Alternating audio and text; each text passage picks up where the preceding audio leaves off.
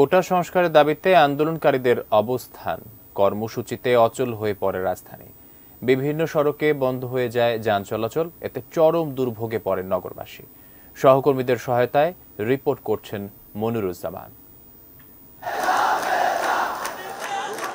সোমবার ঢাকা বিশ্ববিদ্যালয়ে আন্দোলনকারীদের ওপর হামলার প্রতিবাদে এবং কোটা সংস্কারের এক দফা দাবি নিয়ে সকালে রাজধানীর মেরুলবাড্ডায় অবস্থান নেন বেসরকারি ব্র্যাক বিশ্ববিদ্যালয়ের শিক্ষার্থীরা।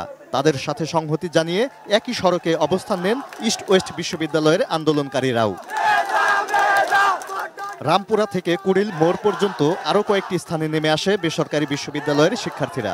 ফলে ওই সড়কে যান চলাচল বন্ধ হয়ে যায়।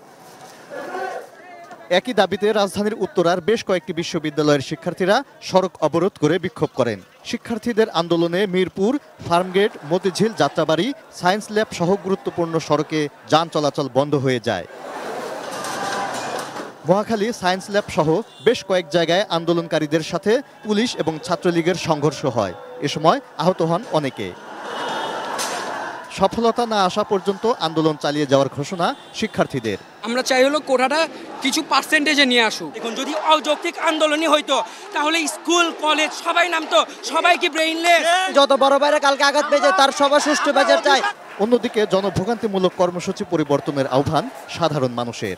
যদি একটা রাস্তা বন্ধ থাকে তাহলে মানুষ কিভাবে চলে? রাস্তাঘাট বন্ধ করে আঙ্গহারানি করে আঙ্গুর শাস্তি দিতে অন্য হইতাছে না। অবস্থা তো ভাই ভালো না। আমরা চাই এটা শুরু হোক। Moniruzzaman, ATN news, Dhaka.